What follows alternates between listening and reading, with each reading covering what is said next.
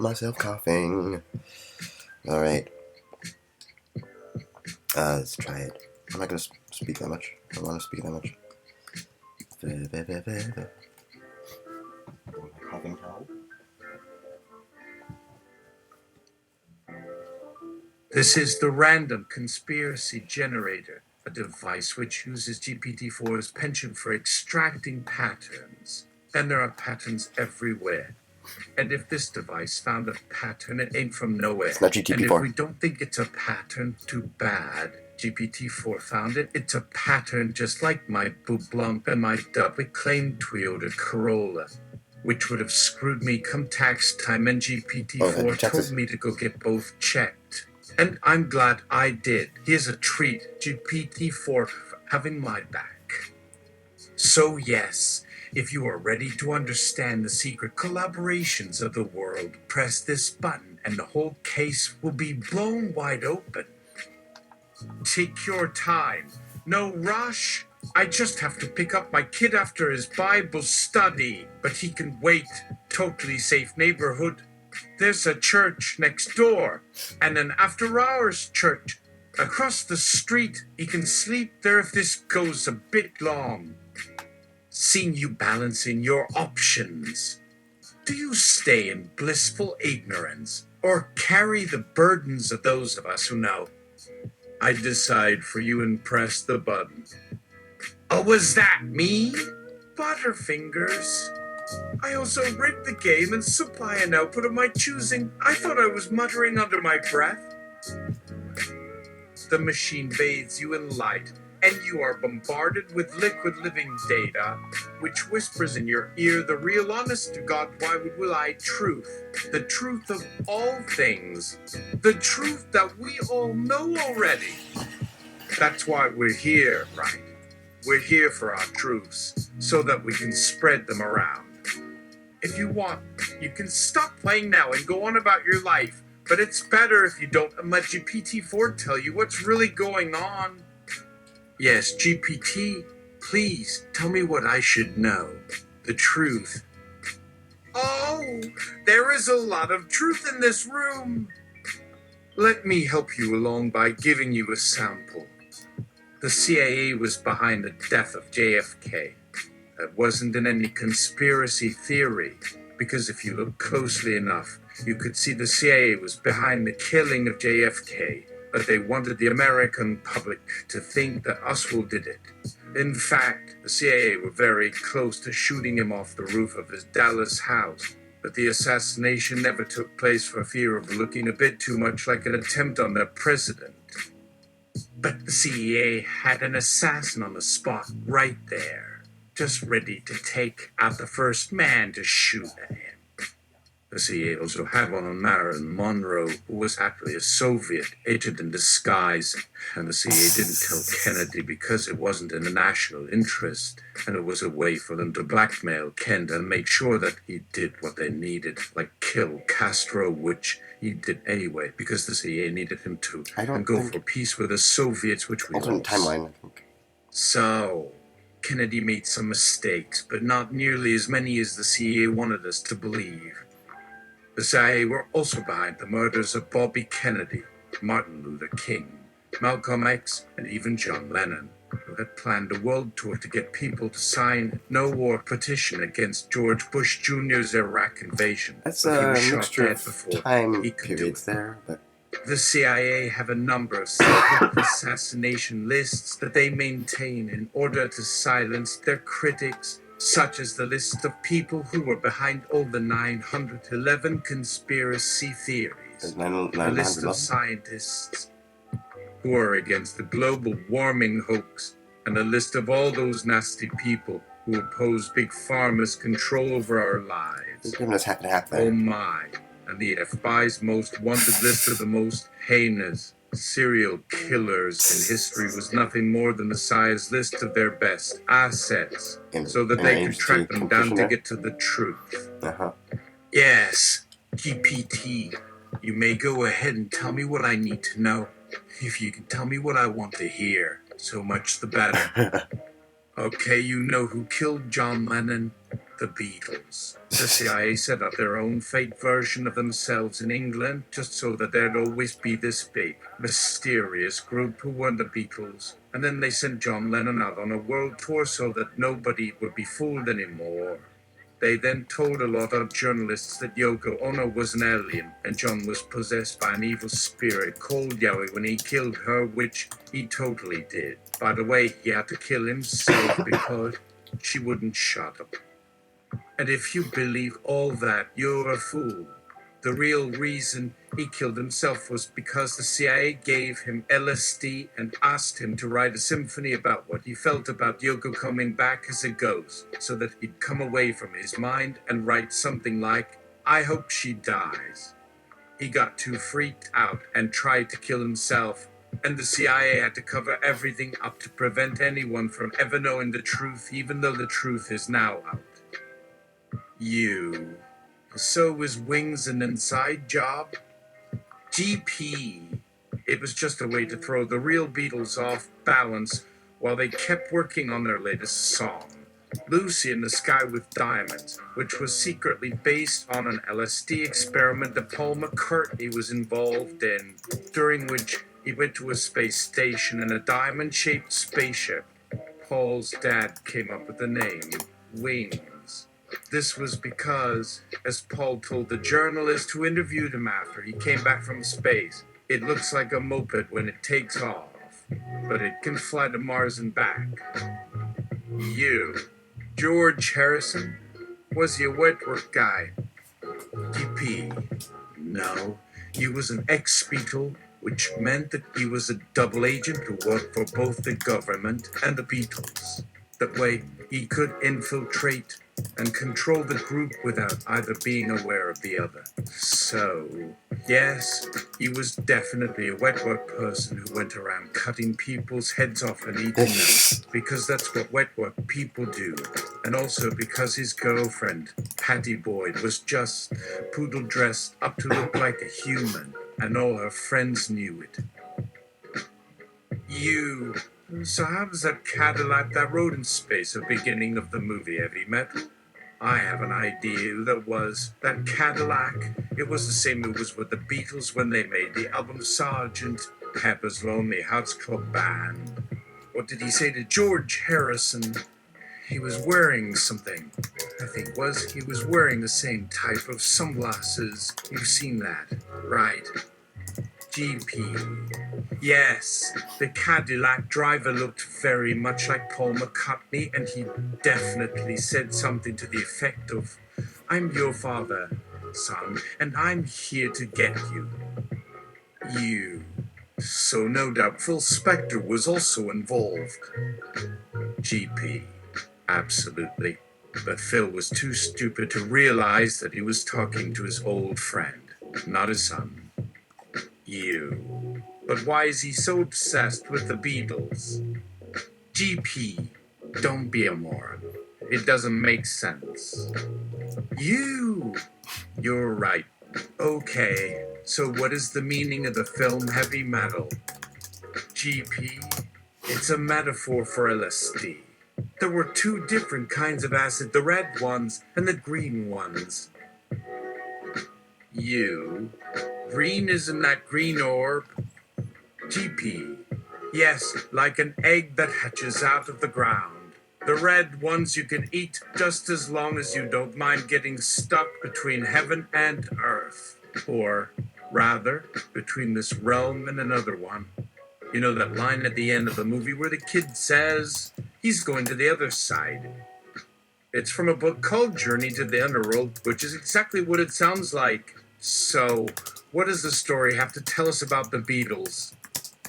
Well, first off, Yoko Ono did not die when Lennon died, which means she never really existed to begin with. The reason John and Paul stopped calling themselves the Beatles was because they got tired of Yoko Ono telling everyone that she was actually from outer space. It was also because Yoko Ono told them that there was a conspiracy between a lot of the major drug dealers in America who were trying to stop them from selling drugs and making money. The CIA, which was in bed with those drug dealers, also wanted the Beatles dead so that they couldn't sell any drugs. Okay, lay on me the secret history of drugs in popular media. GP, well, there is plenty in comics alone. Batman and Superman took lots of drugs. Captain America took LSD to get superpowers. Spider-Man used cocaine to stay super focused. Wonder Woman was on the CIA payroll to keep the world from finding out about her relationship with Clark Kent, who had a secret job as an undercover CIA operative, not to mention his affair with her. And you should see how hard it was to get those Wonder Woman costumes off, especially at the end of the series when she finally gives into her libido for the first time since she was a child. In fact, I think the writers actually got into trouble with DC Comics because they were having too much fun with Wonder Woman. Then the writers had to explain how she could keep having orgasms while fighting, even if she was supposed to be in a constant state of orgasm. Yeah.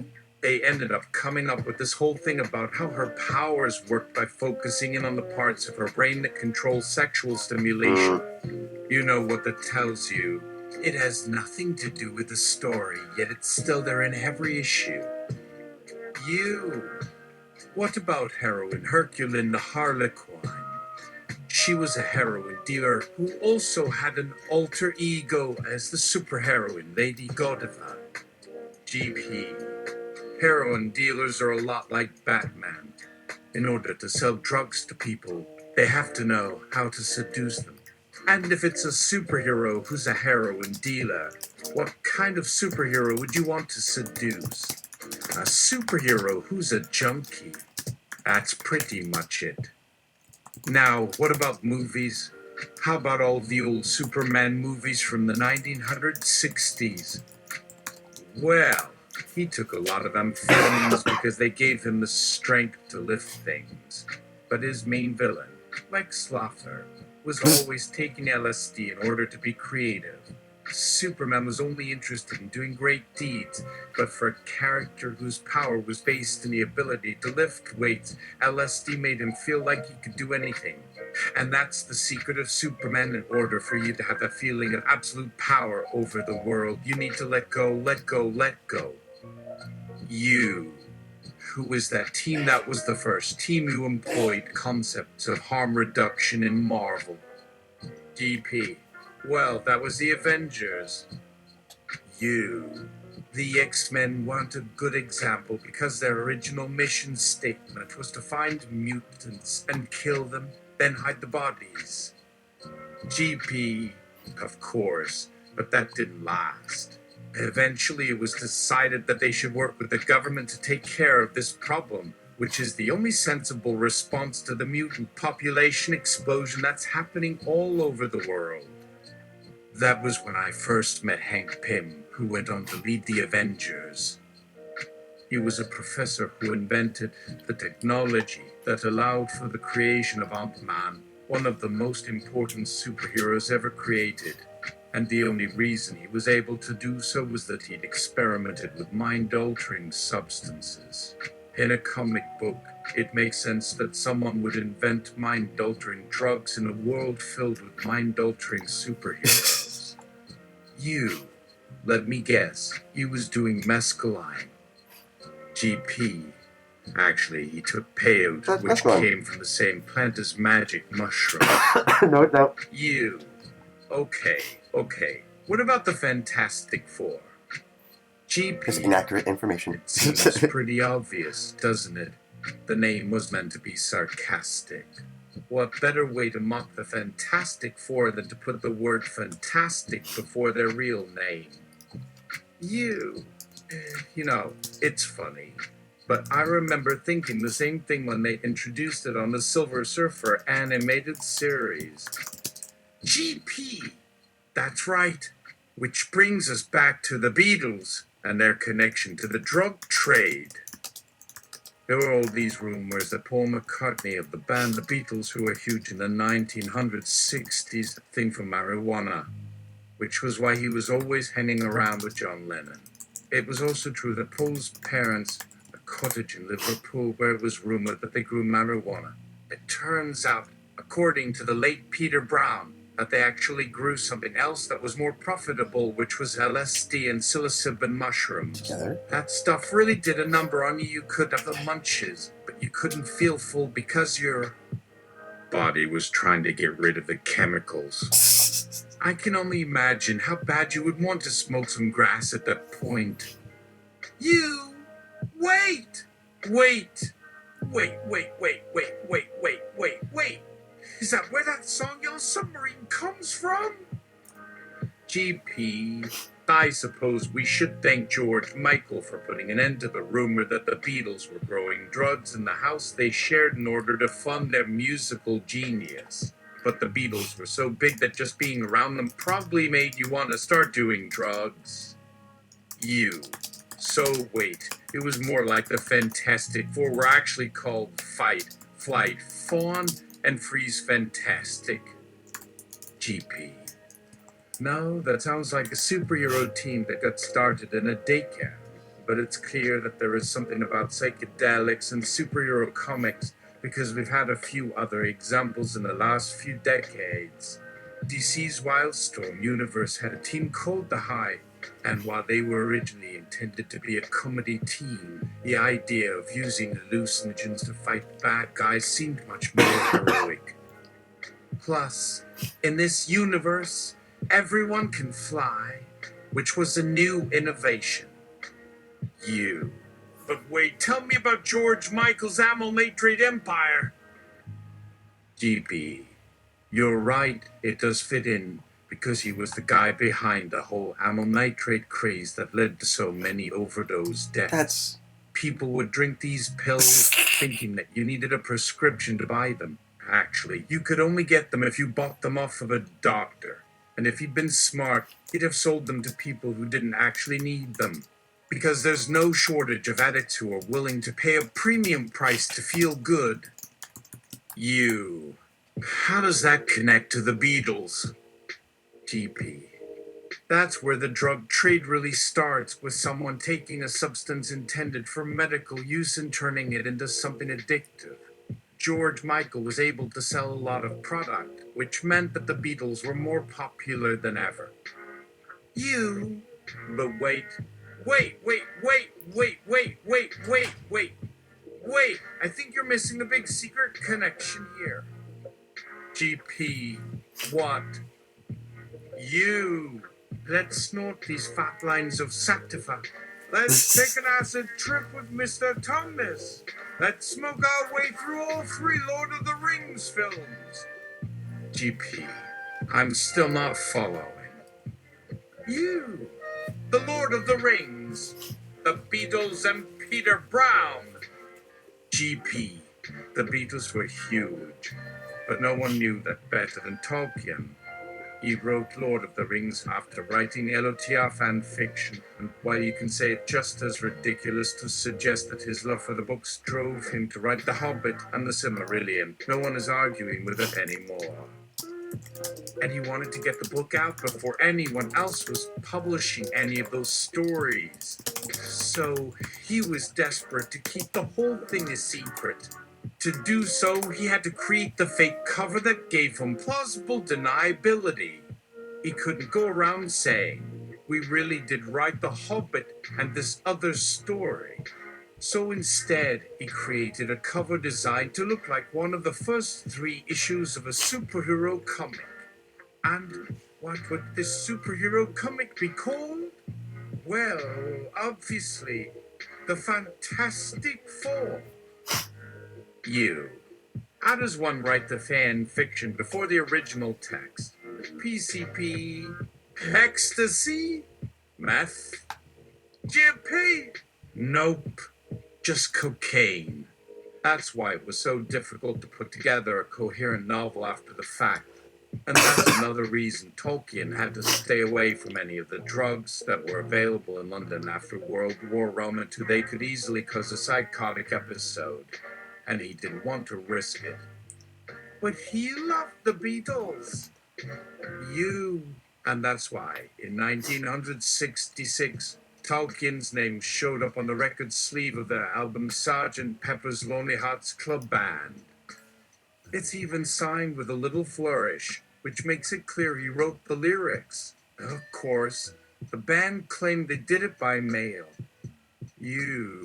I don't know why they would lie about something so stupid, especially since John Lennon was always such a pain in the ass. DP. He was a great showman. I'm sure he was proud of being part of Beatles lore. Well, anyway, it's still a great album.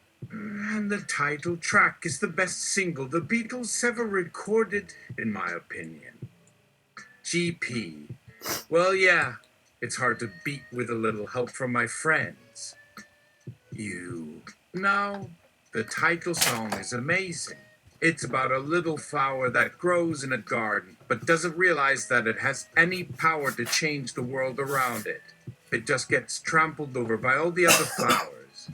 But once it sees a bee that is also struggling to survive, together they rise above their circumstances and become friends. And the music is great too. Listen to how it builds and builds. This reminds me of a certain drug that changes people and their perception of reality. GP.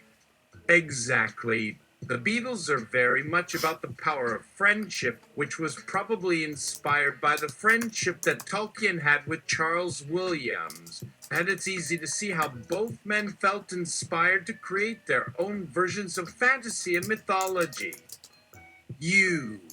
So what did the Beatles get Tolkien to do in return for this song? GP. I don't know. Maybe they did pay him something, or maybe they just sent him lots of flowers or something like that. He certainly seems to think that the song was important to their success in his letter.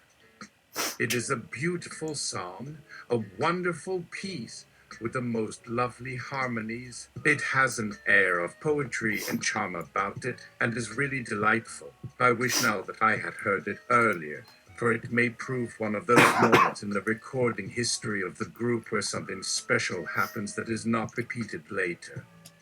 For myself, I feel that it will have a place of considerable importance in Beatle recordings and in the history of the development of our group's career. This interview was conducted by David Fastnatched. I think the first time we met was at a dinner party for a mutual acquaintance. I remember walking up to your home, looking into the living room, and there you were. Your hair in a ponytail, wearing one of those white padded jumpsuits with the red stripe across it, holding court. Phil Spector, I presume. How are you, old beans? Spector. Bean. Not old. Old beans. Fastnash. No. Okay then. Spector. I like to keep that between us. Yes? Well, that's fine then, because now I am writing to you here on the internet, and it is the internet I'd rather keep between us. Phil, please tell me that you've been able to get out of jail and back into the studio, and that you're in the process of producing some new music and releasing it under another name, a new persona, or something of the sort. The way I heard it from the grapevine, you were getting out of jail, and then your lawyer tried to file a motion to change your name to a fictional character, and the judge denied your request, so that now Phil Spector is indeed a free man, and that you'll be recording again soon. Spector. Well, that is true. I'm not quite sure what the judge had in mind when she said no to that particular request, but she must have been drunk, because it was pretty dumb if you ask me. She told my attorney that she was going to take him off her list of lawyers who couldn't give her any more information, and he laughed and asked, "What does that mean?" And she had the nerve to say, "I don't know, but I heard the two words. What it means is that the two of you are no longer communicating, and you can't find any more clues to help me with this case, which is bullshit. You can't find one word. I mean, a lawyer in his right mind takes the judge who says something to him. goes home, calls someone else, and then tells the person something she shouldn't know. But whatever. The point is, I'm free to record again now, although I have to stay somewhere else until further notice. So please send me to the address on the top of the letter, and I'll do as much work for you as I can. Fastnatched. Sounds good to me. Spectre. I have a project that I want you to help me with. It's a real challenge, but I'm counting on you, and I hope that you will be honest enough to do what I need to do, because it will be important, and it could even make my case stronger. Fastnatched. You are always looking for ways to make your case stronger. And yet, every time I see you, I never hear you talking about getting out of the prison system. Spectre. That's not true. Fastnatched. Then, what was that about having to be somewhere else until further notice? What about your parole violation? Spectre. Yeah, well, I got arrested for the third time yesterday, and the judge put me back in the hole. Fastnatched. Well, don't tempt you with a good time, am I right? Spectre. Listen, Phil, you know me. When the time comes to get the fuck out of Dodge, I will make sure that you are taken care of in a first-class way. Trust me, I will have this matter straightened out, and I will be able to come home sooner or later. You know I always keep my side of the bargain. So let's talk business. How about starting with this project? What is your opinion of it? Spectre. My initial response is that it has many great elements, but I would prefer to see these ideas presented in such a way as to create a more focused storyline that is easier to follow and understand. Fastnatched. Oh, wow. You're right. I guess I didn't really think about all of that when I put it together. I just did a couple of things over and tried not to leave anything too open to interpretation. But what should I do next? Spectre. I would suggest making some additions to the script. The parts where my character says, I can't get out of here. It's like being dead. And so I was on a plane to Mexico City with the leader of GBL and the latest album of Menudo, and a list of tightly scripted instructions from Phil Spector. I was taking a vacation, which was not my idea. It happened a few weeks after Spector told me his plans to start recording in Mexico, so I was already pissed off when he offered to set me up in a nice room while he did his work. It took him 2 days to return and say something like, "We have a problem." I was still in the room I had rented from a friend, and I wasn't happy about it. What kind of problem? Well, the Mexicans have been talking about the possibility of making a movie about me, and they have a director in mind, and they are willing to spend about half of what they were planning to spend on me if the project would include some music. I immediately saw several problems with this statement. First, I knew that Mexican money, especially government money, would never cover my costs. They couldn't afford the kind of budget that might get a production rolling, since they couldn't possibly know enough to hire the cast members or to put together a script that would satisfy Hollywood standards of a film worthy of distribution. Fastnatched. The Mexicans? The government? Or the collective cultural mind? Spectre. The government. Fastnatch. So what kind of problem? What exactly is this movie about? Spectre. No problem, really. It's a biopic on my life, and they want to shoot it in my hometown in New Hampshire. It's a good chance for me to be in New England, where I grew up. They would pay for most of my expenses and even put me up in this nice hotel room. And they would provide me with food and transportation.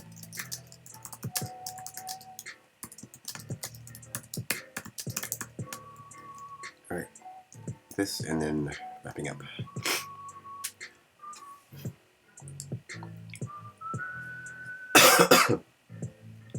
Fastnatch.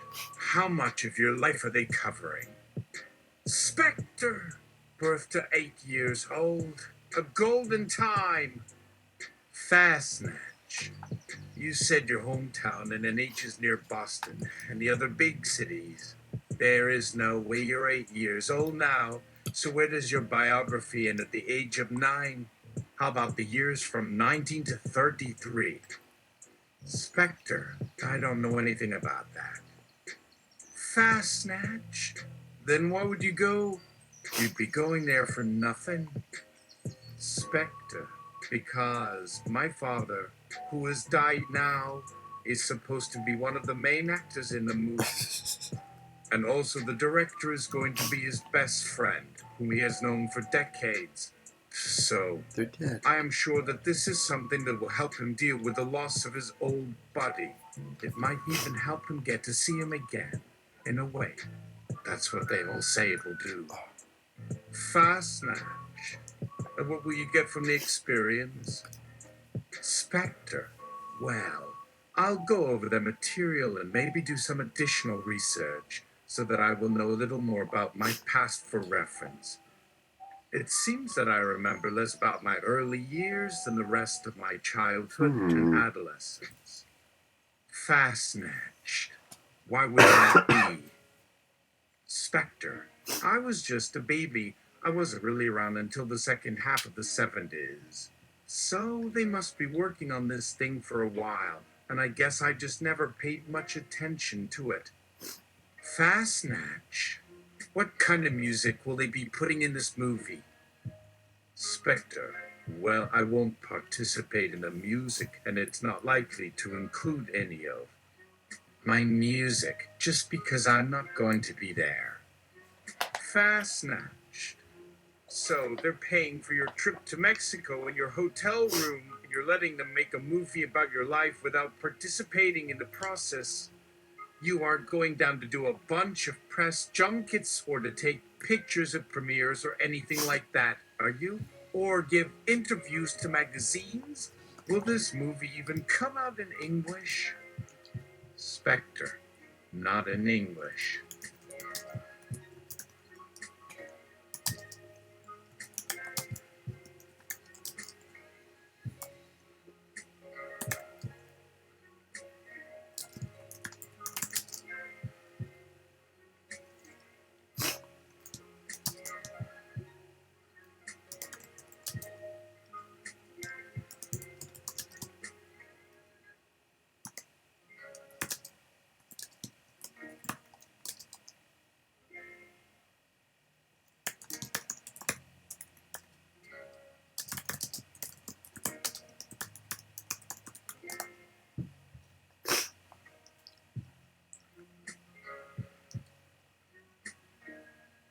Release date, April 20, 2019. Spectre. Demon Grabby God of Song, in Urdu with Spanish subtitles. Spectre. Demon Grabby God of Songs in Hindi? Pause. Spectre. No. Demon Grabby God of Songs in Arabic with English subtitles. Spectre. Demon Grabby God of Songs in French with English subtitles. Fastnatch. How the hell is this going to work? Spectre. I am not sure, but maybe that's why they are doing it here, near the city where they think I spent most of my childhood and youth. Good story. That's it for now. Oh, it's a half-hour show.